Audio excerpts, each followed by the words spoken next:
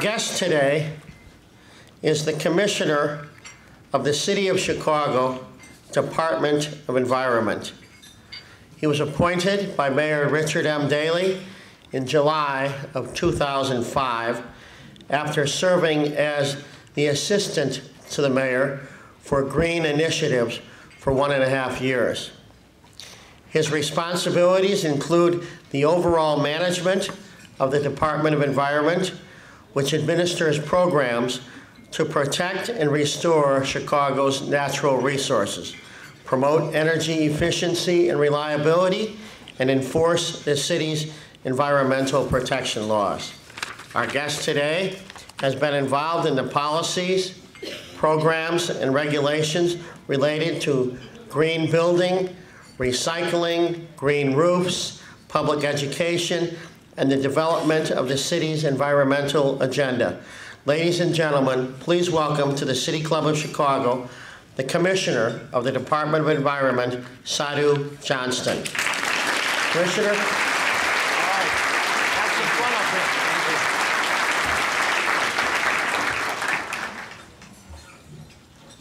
Good afternoon.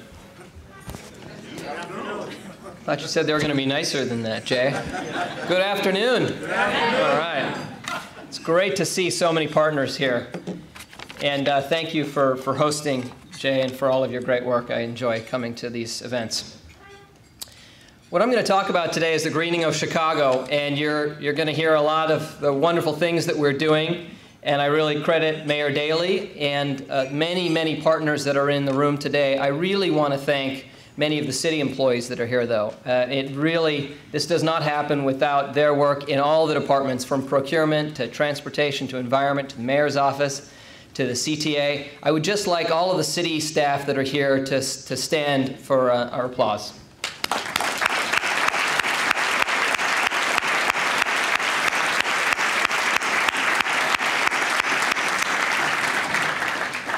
These people on a daily basis are working on behalf of the mayor and behalf of the city to make this a world-class place to live, and I really thank them for their great partnership.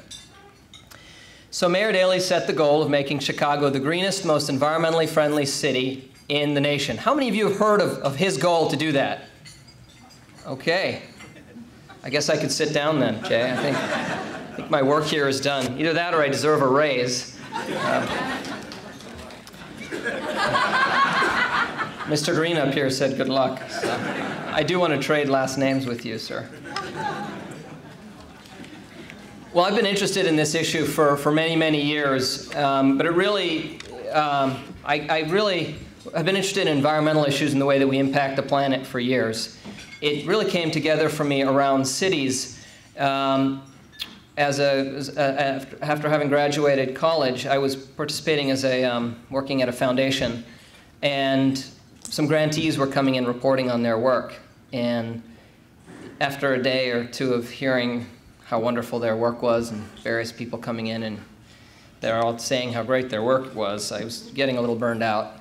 And one group came in and we asked them, so what was so meaningful for you about this? And a kid, an elementary school kid that had come in with them, they had been involved in taking out the asphalt at a school and building a garden at the school. And the kid stood up and said, I learned that concrete doesn't last forever. And to me, that's really was this kind of recognition that we can redefine our cities, that they don't have to be places only of concrete and steel. While we can celebrate that, they can also be places of beauty, places where we can connect with nature, where we can get outside, garden, plant trees, really enjoy our parks and the lakefront, that cities can be places where nature and urbanization come together. And that's really been one of the guiding principles for my work.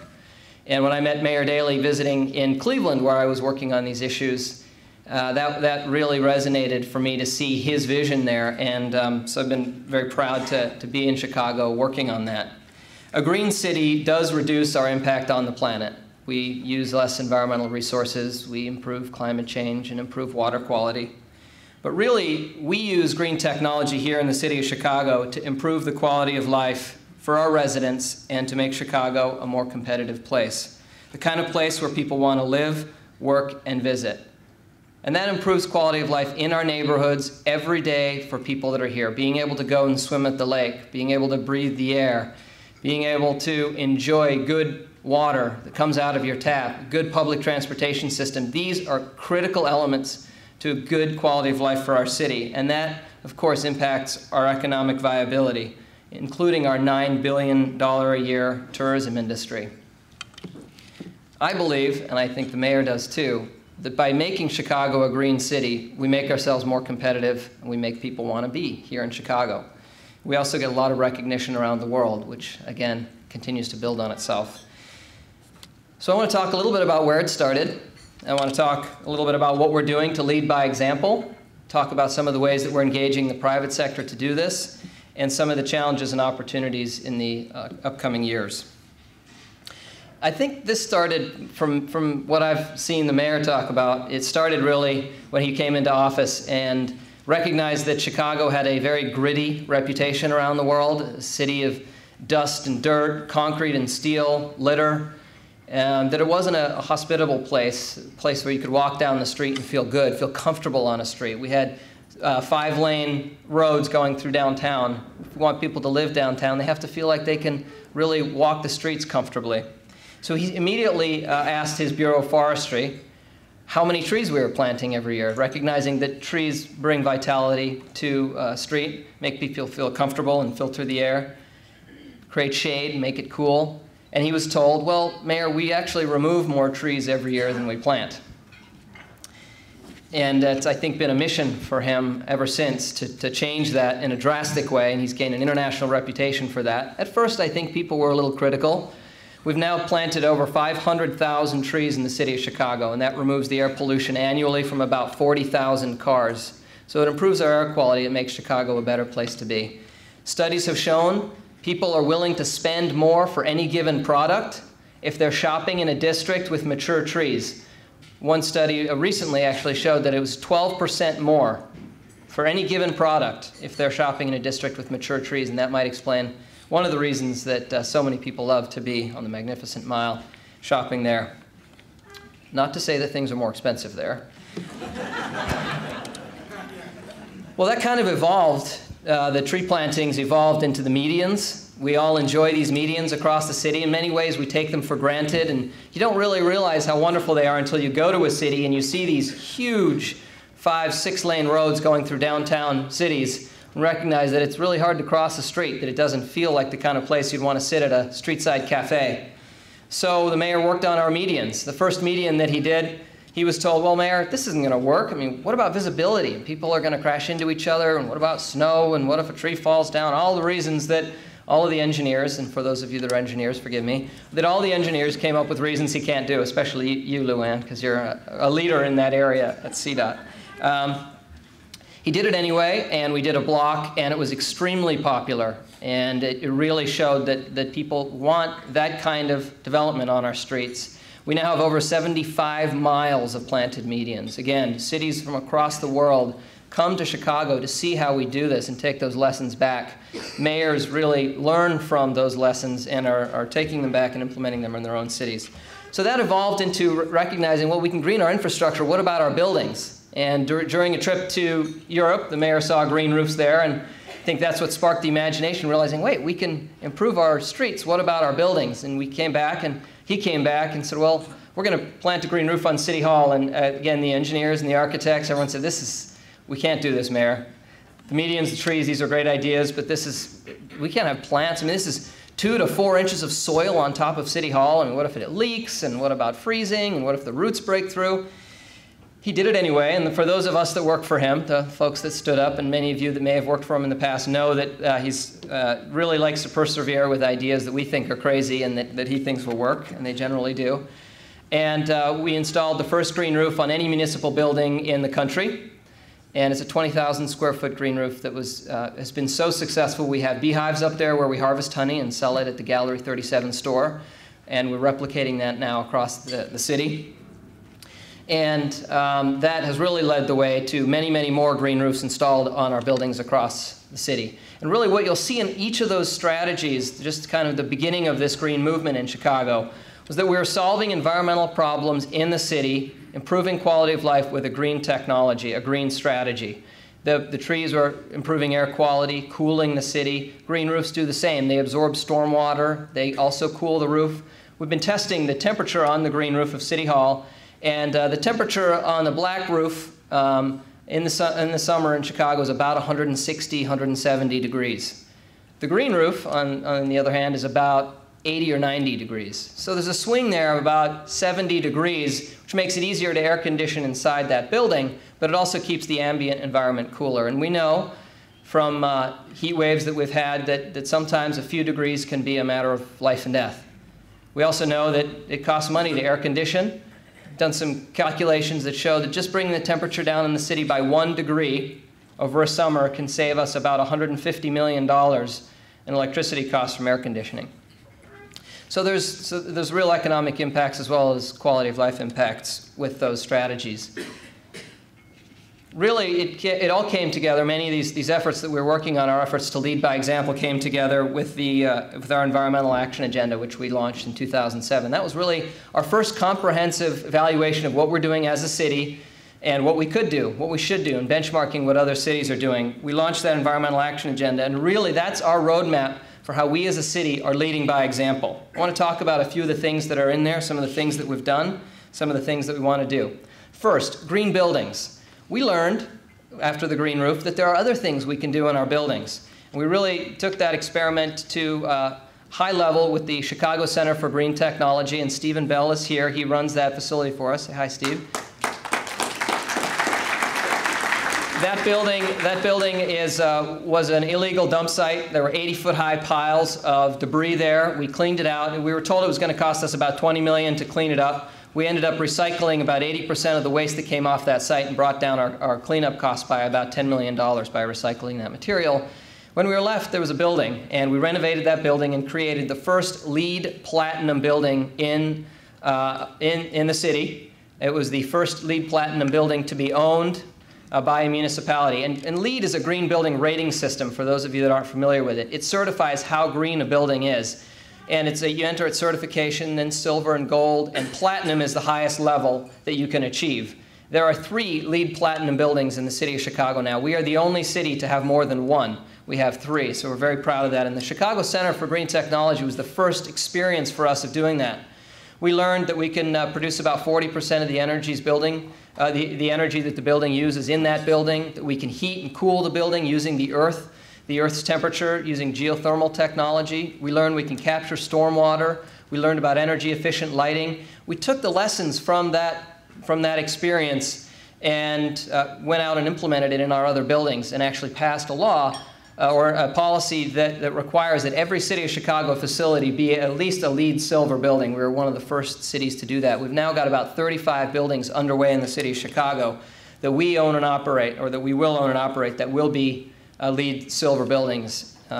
We also then take out to the private sector to engage them to do that, and I'll talk a little bit more about that in a minute. Energy efficiency has been a key part of that. We've worked closely with some of our partners who are here, ComEd and Peoples, on energy efficiency programs. We've retrofitted about 15 million square feet of our own facilities and are saving about $4 million through the energy efficiency. We're promoting renewable energy as well. We've committed to purchasing photovoltaics, which are solar panels that generate electricity, and solar thermal panels, which are panels that generate hot water, which you can use to offset your hot water needs and your utility needs for heating hot water. Those solar thermal panels are now being installed across the city on our own facilities. And when we install one, we generally see about a 70% reduction in our hot water heating demand for that building.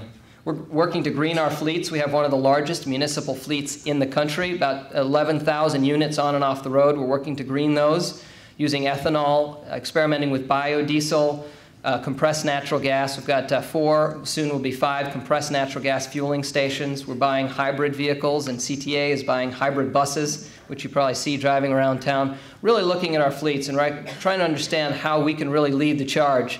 Coming up, we're actually building the first ever ethanol to hydrogen fueling station in the world, where we'll actually be converting ethanol to hydrogen, and are working with Ford, partnered with Ford, to have several shuttles that will be powered off of hydrogen driving around the downtown here.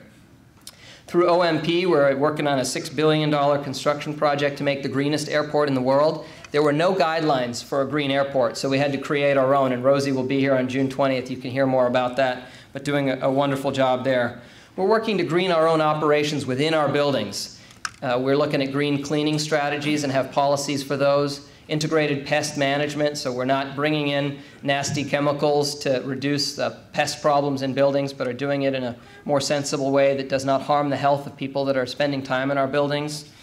We're also looking at new protocols for the furniture that we buy, the paint that we use, to make sure that when we're bringing materials into our buildings, we're not bringing materials with excessive chemicals that are then exposing city employees or people that are spending time in those buildings to chemicals that would adversely affect them. We're renovating brownfields, redeveloping brownfields. We've already redeveloped thousands of acres, and we're working to do more, and many of the partners that work with us on that are in the room. We have a program called Green Core Chicago. We recognize that what we need to do here is to create jobs with this, and we've attracted several solar panel manufacturers to Chicago using our own purchasing power. So we'll commit to buying $5 million worth of solar panels if they're made in the city of Chicago. That creates what we call green-collar jobs, or jobs in the environmental industry. Through our Green Core Chicago program, we actually train ex-offenders to do green-collar work here in the city of Chicago, including building community gardens, retrofitting computers that would have otherwise gone to the landfills, and now weatherizing homes as well. So we're doing a lot. We're leading the way, and the mayor has gotten recognition across the country and across the world for his work. But we recognize we have a limited impact through our own operations in the city. Really, the private sector, the business community, and homeowners have a huge impact, and we need to develop tools and policies to engage them in this. A couple of things that we've done, we worked over the last year with Bain Consulting on a comprehensive green business strategy. And that's what we really did, is we looked at how the business community impacts the environment here in Chicago, and how we could help them to go green, and how we could develop tools to encourage existing businesses that may have a green product or service to grow in the city, and how we might attract businesses with green products or services to the city of Chicago. And I want to talk about a few of the things that have come out of that, or that we've been doing to pursue those goals. The first is a green permit process. We recognize we can build our own buildings as green, but we build so few buildings compared to the number of buildings that you all are building. So we launched a green permit process, which gives you an expedited permit for building green in the city of Chicago. We will give you a building permit in 30 days if you build green, and faster if you build even more green. We'll also give you, we'll waive your fees if you build even more green than that. So as a result, we've seen hundreds of buildings in the city of Chicago go green and go for LEED certification. We now have more buildings under construction in the city of Chicago that are going for this certification, LEED certification, than any other city in the nation, and which we're very, very proud of.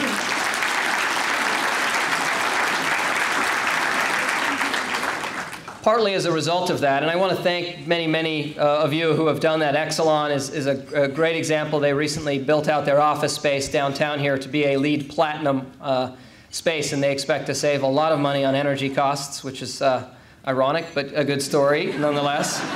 They're probably the only ones that don't need to save energy, but we do appreciate that they're doing it. We also developed a matrix. We recognize that we have an opportunity to leverage our own resources to encourage the private sector to build green. We provide a lot of TIF support to developers in the city of Chicago. We recognize that that's a point of leverage that we have. Rather than mandating that everybody build green, we really wanted to provide carrots, to engage the private sector to do that. So we created a TIF matrix, where if you're getting financial support from the city of Chicago through the TIF program, or you're going through the PD process, we have environmental criteria that we expect developments to meet. One of those are green roofs, and another are green buildings and LEED certification. Partly as a result of that, we now have more green roofs underway in the city of Chicago than pretty much the rest of the country combined. About 3 million square feet of green roofs are under construction or have been built in the city of Chicago. Cooling the city, people are growing food up there. They're providing opportunities for people that are convalescing or recovering from a surgery or a health issue. The Schwab Center, for example, can go up to their green roof and recover. So really what we're doing is redefining how our rooftops in Chicago can play an integral role in improving quality of life, and that's been working very well. We also provide grants. We have green roof grants and solar thermal grants to engage the private sector to help people do this. We launched directly as a result of our green business strategy a new program called the Waste to Profit Network. Here's how that works. We've got about 30 members that have joined the network, and we do a pretty aggressive waste audit where we analyze everything that they're throwing away as a part of their process here in Chicago. And we do a pretty aggressive input analysis. So we say, what are you putting in? What are you taking out? And then we connect the two, and we help them make those connections so that they can save money and not have to throw the material away. And what we hope to see out of it, and what we're already seeing, is new business opportunities emerging.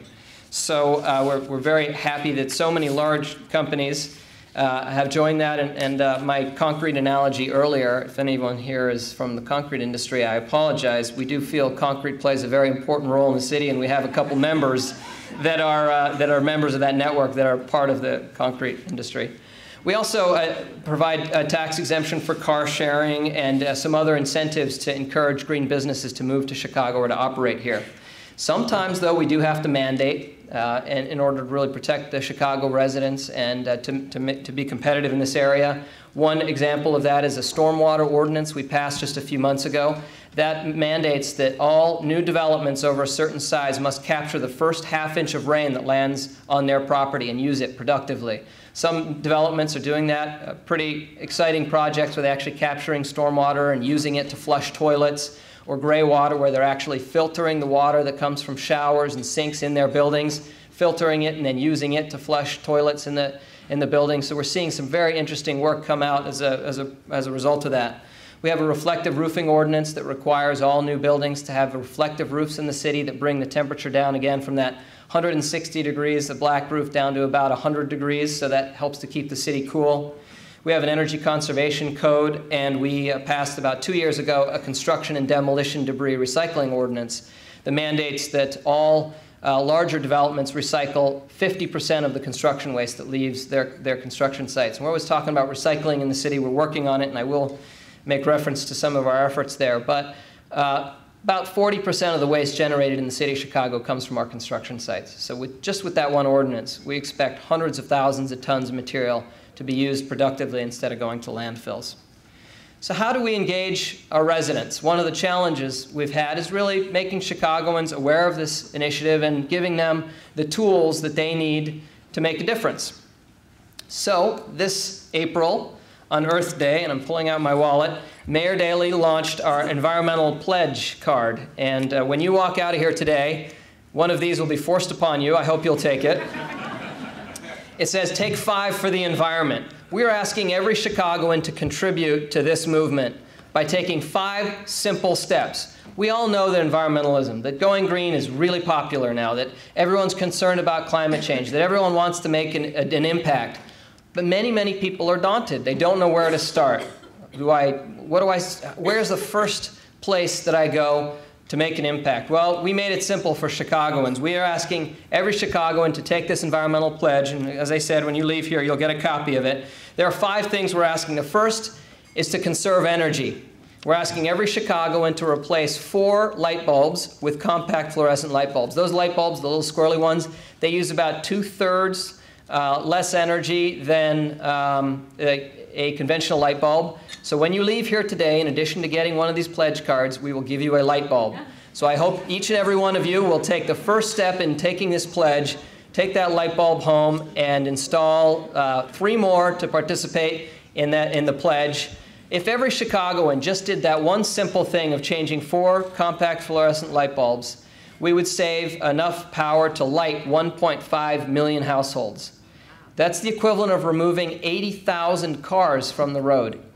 So it's very simple. Everyone can take a simple act and have a large impact, and it really does add up. We're asking people to conserve water, and I was with the mayor this morning and a whole series of mayors from China, and the mayor mentioned this again, that he's pushing people in Chicago to turn the faucet off when they brush their teeth. And he did get a chuckle from the Chinese mayors. I don't think that's something that they typically talk about. Again, if everyone just turned off the faucet when they're brushing their teeth, we'd save about 6 million gallons of water in Chicago every day. That's the equivalent annually of about 33,000 Olympic-sized swimming pools. And I make reference to the Olympics because we are working on a Green Olympics. So we'll talk more about that in a second. Air, we're asking everyone to offset one car trip, just one car trip per month, by taking public transportation, biking, or walking. We're asking every Chicagoan to impact land by installing or planting one tree or adopting a tree that may be on their block, or planting one on their own property.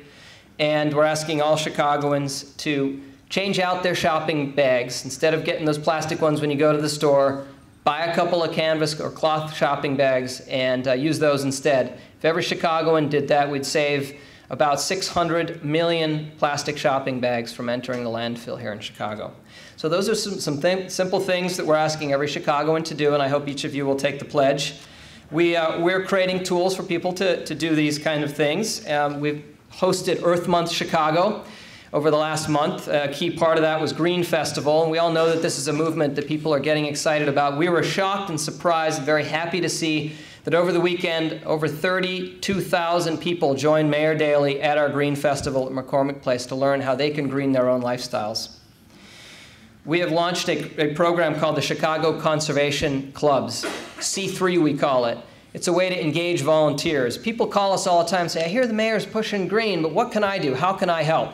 Well, this is a series of trainings. You take 6 classes with us, and we'll hook you up with a nonprofit, give you a stipend, and help you to do a project in your neighborhood to green your neighborhood. And we've got community gardens being built and energy fairs being hosted. It's a great way to engage people to help them green Chicago. Lastly, on the engaging people, we are very excited about Cool Globes. We're going to be dedicating it June 1st. We're doing an event with the mayor at around 11:30 at the Field Museum. Hope many of you will be able to join us. We'll have over 100 globes. These are 5-foot diameter globes all up and down near the Field Museum to celebrate the solutions to climate change.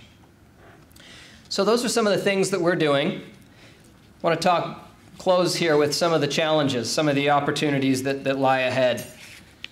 Last week I joined Mayor Daley in New York, where mayors came together from the 40 largest cities in the world. So we had Mumbai and India and Tokyo, and Bloomberg, of course, was there from New York. Mayors representing over half of the world's population, committing to making their cities green. And I guess I bring this up under the challenge category, an opportunity, because for so long, for probably 15 years, our mayor's been talking about doing this. And he's been a lone voice in the dark. Not too many mayors have understood the role that they can play in improving the quality of life in their cities using green strategies. Well, my friends, those of you that are working on these issues here, we now have competition. New York has committed to making their city the greenest city in the nation. That was, I think that was keynote 1 during lunch on the first day of this conference. The second day, the mayor of LA spoke and committed to making their city the greenest city in the nation. So for those of you that are out there working on these issues, that provides a great opportunity for us to continue our leadership role. As one part of that, we really need to quantify how we're doing this. We really need to quantify our performance. So we're working on performance measurements that every department reviews monthly. How much gasoline are they using? How much recycled paper are they buying? How much non-recycled paper are they buying? Whole series of metrics to ensure that we're doing this across the board on our own operations, and are developing a scorecard by which we can really rate ourselves. We are being rated to these other cities, like it or not. We need to know where we're doing well, areas that we need to work on. That's a challenge and an opportunity. Climate change, a big, big challenge, and also a big opportunity for us here in Chicago.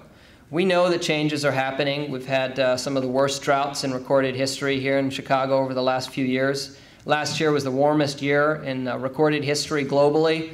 We know that urban heat island, the fact that the city's hotter than the countryside, is going to continue to be a challenge for us. So we have started a climate change task force. We're developing a climate change strategy for the city of Chicago. There's 2 areas that we're looking at. First is adaptation. We know changes are coming. We need to be ready for those changes. People say, scientists say, that by 2095, if we stay on the current course, by 2095, Chicago will have an equivalent climate to that of Houston today. Imagine what that would mean for us. The street trees that we've been planting probably wouldn't survive. in that kind of heat. So we need to be thinking now about planting trees that will survive heat. We need to be thinking about emergency response, how we respond to emergencies. What we're hearing is that Chicago is going to be hotter and drier, and we're going to have more extreme storm events. So we need to be prepared for those. Flooding, we need to be prepared from an energy perspective with our infrastructure to make sure that we can withstand that kind of storm, and working closely with ComEd to do that. So that's the adaptation piece, is being prepared for the changes that are coming. The second is the mitigation, understanding how we can reduce our impact here in Chicago to have an impact on our global climate. There's two real big pieces of that here in Chicago. The first is buildings, and the second is transportation. That's where we impact climate in the greatest way. Existing building, I talked a lot about what we're doing for new buildings. Existing buildings provide a great opportunity because we're building very few buildings compared to all of the existing buildings that are out there. We've developed a partnership with the Clinton Climate Initiative, and they've hired somebody that is now working here in Chicago. Katie McLean is with the Clinton Climate Initiative, working out of our office. Thanks for being here, Katie. Former President Clinton announced last week in New York a new $5 billion fund to help existing buildings go green because they have such an impact on climate. So we're looking forward to doing that. And if we have owners and operators of tenants here, we'd like to work with you on greening your own office spaces in your buildings. Transportation, that is probably the largest impact on climate change that we have here in the Chicago region. And about 2 hours ago, Ron Huberman, president of CTA, announced that we could see another dollar added to the price we pay for riding CTA if we do not get funding for public transportation. That is one of the most critical issues facing Chicago, is building up that public transportation and that infrastructure and developing real, secure, reliable funding sources for public transportation. So I hope each of you will continue to support that. So those are challenges and opportunities related to climate change. The last, and probably one of the most exciting opportunities, is a 2016 Olympics. When the USOC was in town a couple of months ago, I had the opportunity to present to them about the legacy that our current greening strategies would have on creating a successful Olympics here in Chicago, and about the legacy that a Green Olympics here in Chicago would have for the Olympics forever. We proposed creating the greenest Olympics that we've ever seen, and it would be the first carbon neutral Olympics. And we actually proposed creating a new carbon trading scheme between sporting events. And so we look forward to working over the years, the next 2 years, and perhaps even longer, on a great Olympic opportunity that will really provide additional greening opportunities, public infrastructure, public transportation, and overall improve our quality of life here in Chicago and redefine how we impact our environment. So as I close, I really just want to thank each of you for your partnership and working with you. There's so many familiar faces, and for each of the city employees that are here that work on this on a daily basis. Thank you very much.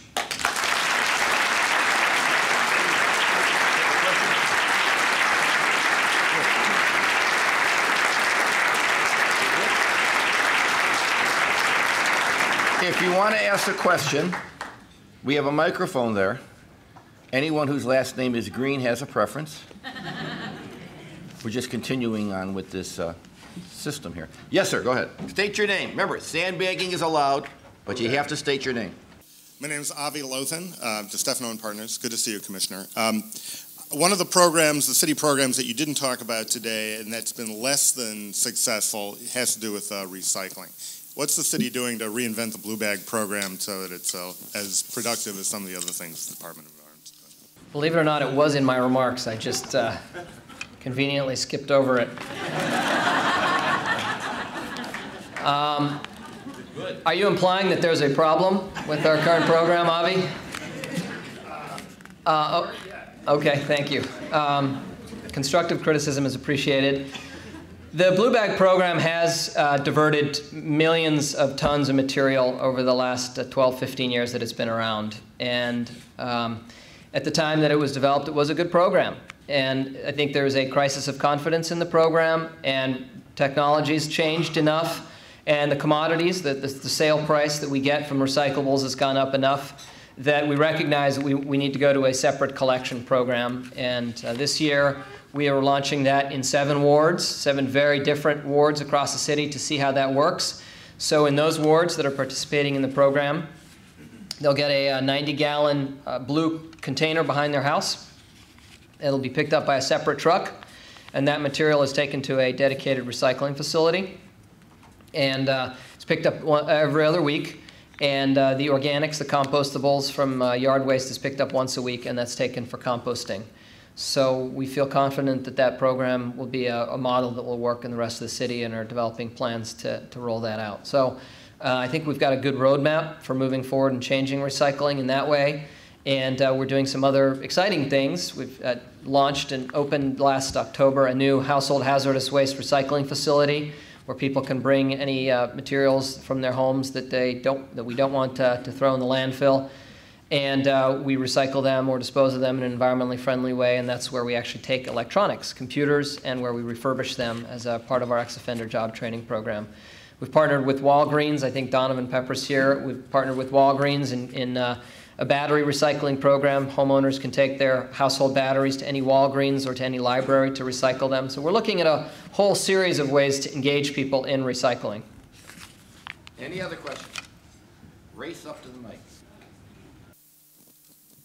My name is Brian Erbushevsky. I'm the Director of Environmental Programs for the American Lung Association of Metropolitan Chicago, soon to be the Respiratory Health Association of Metropolitan Chicago in a few weeks. I work on air quality issues, and we've worked with the department a lot.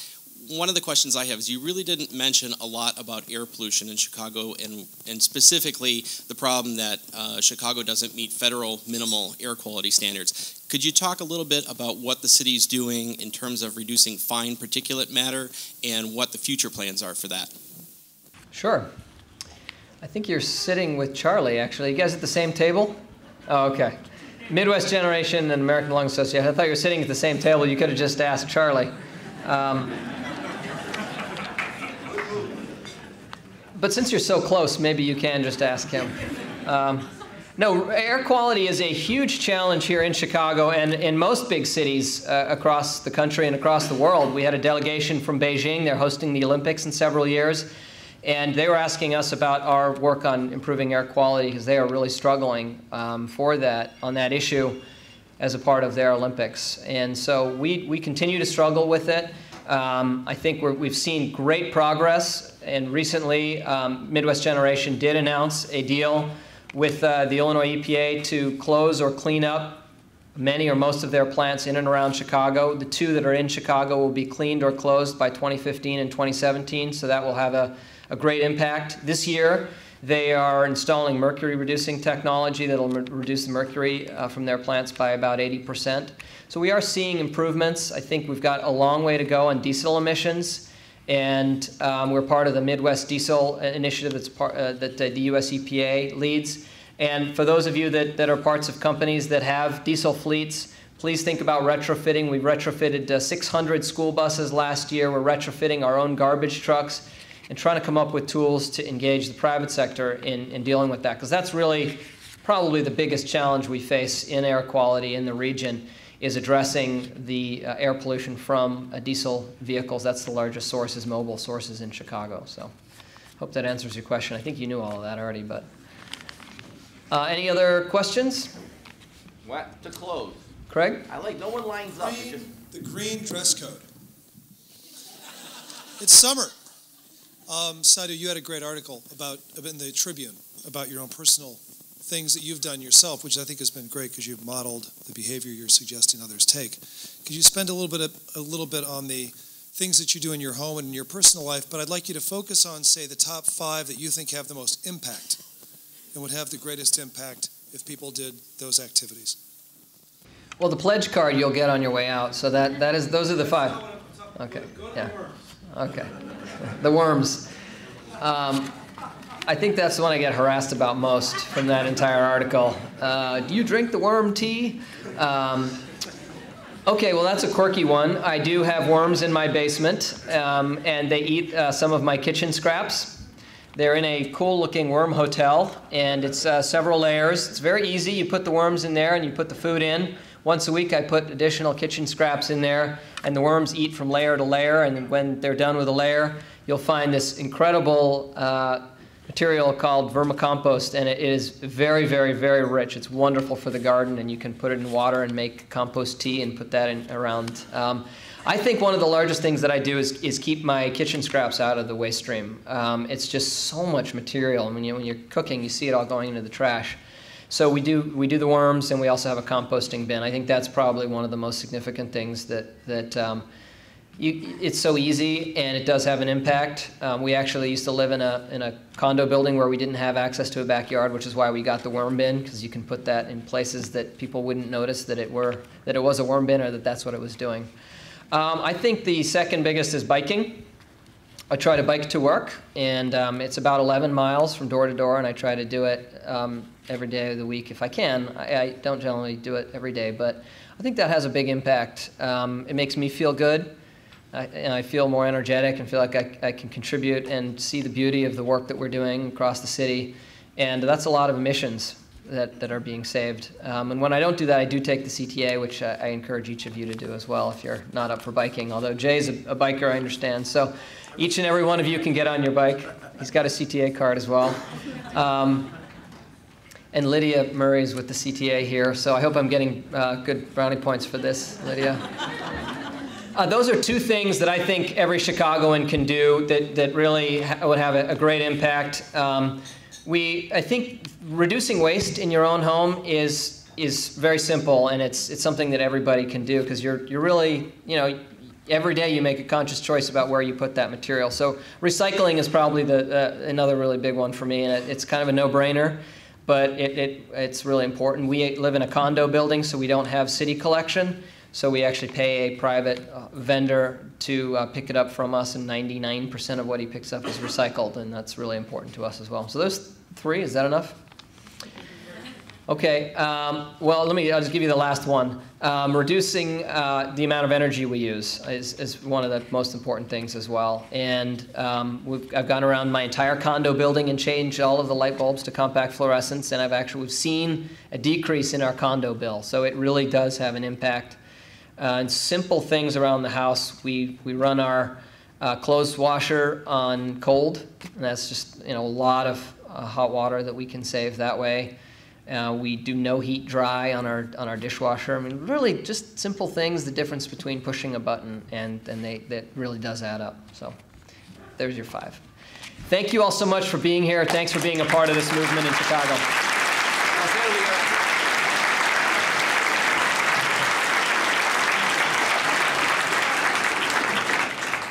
Obviously a recycled mug. Whoop. It lives. The history of the City Club on recycled paper.